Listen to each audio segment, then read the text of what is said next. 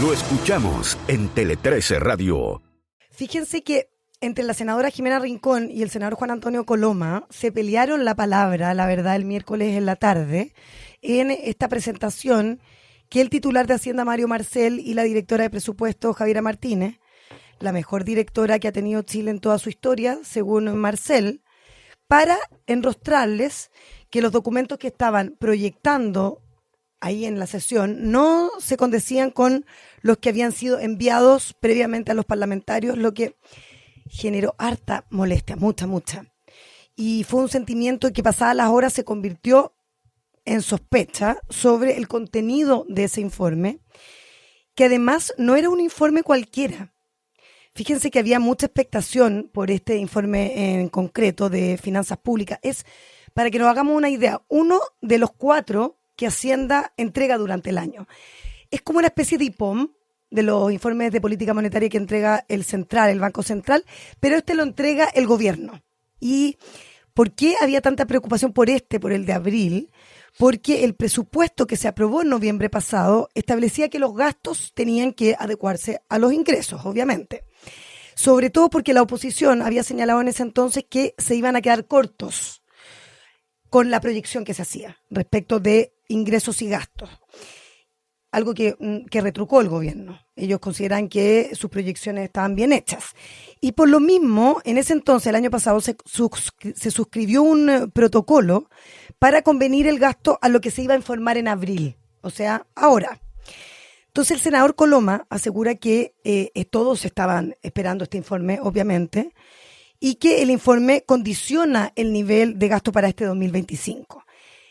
Pero el problema es que las cifras no convencen si cambian a última hora, esto a propósito de lo que ocurrió el miércoles en la sesión, y si además las estimaciones no se ajustan a la realidad, porque han habido errores en las proyecciones. Entonces, dice el senador Coloma, es imposible trabajar con seriedad. Y algunos parlamentarios de oposición afirman que lo del miércoles no puede minimizarse ni dejarse pasar como una cosa más. Lo mismo que lo mínimo, dicen algunos parlamentarios, que corresponde es la renuncia inmediata de la directora Martínez. Esos son los más acalorados, digamos, como la senadora RN María José Gatica. Algunos en la oposición... Los republicanos plantean lo mismo, todo esto. Claro, es la misma postura del Partido Republicano.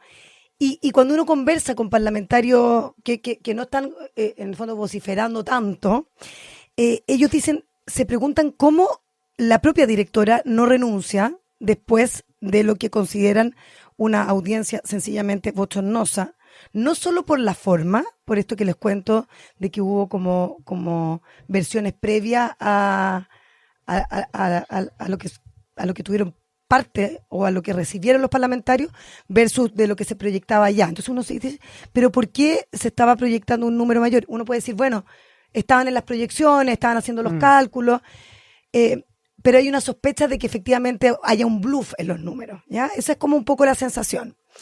Y ahora, la directora dijo acá que la presentación que ella estaba ejecutando, por decirlo así, los números que estaba diciendo, no los que tenían los parlamentarios, que era la versión equivocada, era igual a la que hizo el día anterior ante el Consejo Fiscal Autónomo. Claro. Entonces, en ese sentido ella está muy tranquila. No, yo, después de que terminamos la entrevista le volví a preguntar por una cosa que le pregunté en la entrevista respecto de la diferencia, y me dijo, no tengo cómo saber de dónde... ¿Cómo ocurrió eso? O sea, del dato que me está, porque le digo, hay una diferencia en los ingresos de no sé qué. Hay Entonces, hartas no tengo cómo saberlo, sí. porque no sé a qué versión se refiere, porque hay distintas iteraciones, digamos. Y porque hay varios equipos trabajando en el tema. Por eso ella dice que un problema de coordinación, eso es lo que yo entiendo, ¿no? Claro. Es lo que le entendí ahora en la entrevista. Claro, se cree o no esa versión, ese es el punto. Ese es otro punto. Claro. Y claro, hay muchas diferencias en el contenido, efectivamente, de lo que se presentó el día miércoles. Entonces algunos dicen, oye, aquí no es ni siquiera que se le pida la renuncia, sino que ya han pasado o han habido algunos eventos que son complejos y que ponen en jaque la administración de la DIPRES. Todo esto mientras en el oficialismo personajes como Gonzalo Vinter blindan a Martínez, sin entrar en detalle. El candidato presidencial acá, en esta misma mesa, en entrevista contigo ayer, dijo que confiaba 100% en Javiera Martínez, más allá de que puedan tener el margen de error mínimo que cometen los seres humanos. Ahora, la senadora Rincón, sin embargo, no comparte esa apreciación, la apreciación de Vinter, y ayer se metió de lleno en lo que considera desprolijidades inaceptables, y hoy, y por eso digo que el tema, tengo la sensación de que va a escalar, dice que va a oficiar a Hacienda y a la DIPRES durante esta jornada, con copia al presidente Gabriel Boric, que es finalmente el responsable, dice ella, para exigir que se entreguen explicaciones formales y documentadas sobre el informe entregado, se expliquen las cifras inconsistentes y el incumplimiento de normas legales en materia fiscal. O sea, se va con todo. Ya. Rincón reclama transparencia y responsabilidades políticas, por lo que la oposición resume en 4 puntos críticos. Y voy a tratar de explicar un tema muy complejo, lo más sencillo que se pueda. Primero, falta de claridad en las cifras presentadas, tanto en la estimación de ingresos como en el ajuste fiscal, porque una parte, como tú le preguntaste en profundidad en la entrevista, se calculó contra proyectos que aún no han sido aprobados. Eso es bien llamativo, al menos. Importante. Son como una parte importante. 800 millones de dólares de ajuste que están cargados contra proyectos que se van a presentar, como la ley de presupuestos de fines de este año, o proyectos que están en tramitación. Y ya sabemos lo que pasa en el Congreso, o sea, tampoco es tan fácil proyectar una tramitación expedita con tan poco tiempo además por delante. Claro, y ahí hay una discrepancia explícita, hay economistas que dicen, este nunca ha sido el criterio conservador Nunca. que tiene que tener la dirección de presupuestos. Exacto, que también tú se lo preguntaste muy bien. En segundo lugar, un incumplimiento de la normativa vigente, incluyendo el decreto que establece los techos de déficit estructural. Lo que se comenta ahora es que, claro, con las cifras, que igual es llamativo que el año pasado hubo una proyección y esa proyección fue el doble de lo que, o sea, más del doble de lo que se La proyección de déficit. presentó, la proyección de déficit, y ahora tienen que aplazar el tiempo en el que habían proyectado también ese ajuste. Ellos dicen que ajuste significa para estos efectos llegar a que gastemos lo mismo que ganamos. Por decirlo exactamente, así, ¿no? ingresos versus gastos.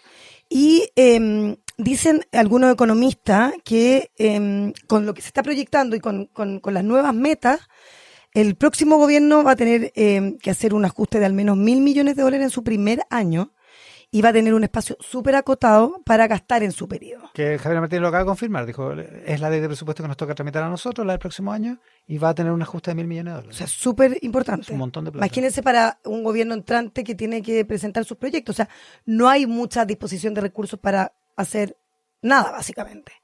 Tercero, la ausencia de un plan creíble para enfrentar el aumento del déficit y la caída de la recaudación. Y por último, proyecciones de crecimiento, también lo dijo Martínez acá, poco realistas, dicen algunos economistas, en las cuales Marcel insistió ayer que vamos a crecer 2,5% este año, en contraste con estimaciones de organismos internacionales como el Banco Mundial y el FMI, que estiman que Chile ya no crecerá a ese nivel, esa era la proyección previa, sino que solo lo haríamos al 2%. Hay algunos que piensan que vamos a crecer ni siquiera al 2%, sino que al 1,8%. Claro, lo que va a venir va a ser un ajuste. 100%. En la medida en que la situación esté más consolidada, porque uno puede encontrar atendible el argumento de Mario Marcel que dice, está demasiado líquido. De hecho, el día del informe de finanzas, el día anterior, cuando presentaron el informe de las finanzas públicas al Consejo. Al Consejo Fiscal Autónomo, ese fue el día en que Donald Trump en la tarde dijo, parece que 145% de aranceles es mucho. Es mucho, claro. Y las bolsas empezaron a rebotar. O sea, realmente era una situación líquida. Y que podría cambiar. Lo que pasa es que no solamente este tema en específico. Como le resumo en 4 puntos, hay muchas dudas frente a muchas materias distintas. Sí, claro, el informe, que yo creo que es importante decir, si este 2025 el déficit estructural fue corregido desde el menos 1,1% al menos 1,6% del PIB, claro, en 2024 ya tenemos un cambio sideral, pasando la meta de un menos 1,9%, cerrando a menos 3,3%. Entonces, este incumplimiento reiterado, opinan los parlamentarios, sumado a una caída en los ingresos estructurales del 4,8%, motivó este llamado al gobierno a sincerar los datos y asumir costos políticos. Esa es más o menos la percepción. La sesión del miércoles dejó crispado el ambiente, como les digo, y los ojos vuelven a estar en la directora de la DIPRES, que ayer intentó durante todo el día también bajarle la temperatura a este impasse.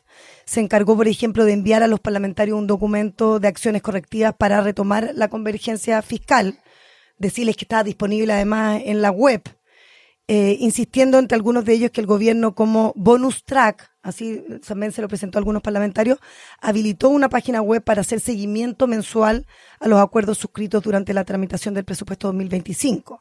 El problema nuevamente es la credibilidad. Se supone que nuevamente está en jaque después de los cuestionados traspasos desde la Corfo durante el verano. ¿Se acuerdan que también ahí hubo polémica del quehacer de la DIPRES? Y antes porque... Traspaso que volvió a defender... Martínez. Así pero es. No es que lo defendió con pasión, digamos. Claro, que también ahí hay distintas interpretaciones al respecto de si era debido o no.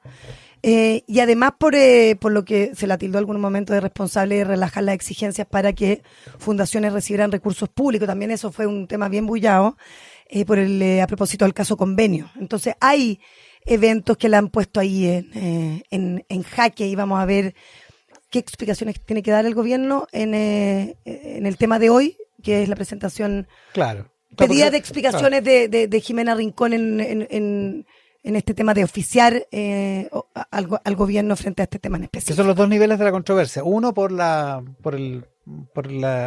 porque había dos presentaciones dando vuelta y las preguntas que surgen de la senadora Rincón, que es la presidenta de la Comisión de Hacienda del Senado, y el otro, el tema del ajuste fiscal, digamos. Y la estrechez y las holguras negativas que algunos señalan, como un estudio que citábamos hace un rato, son holguras por 14.000 millones de dólares negativos. Es muy complejo. Eso sin contar lo que tenéis que recortar para el ajuste estructural del presupuesto. En fin.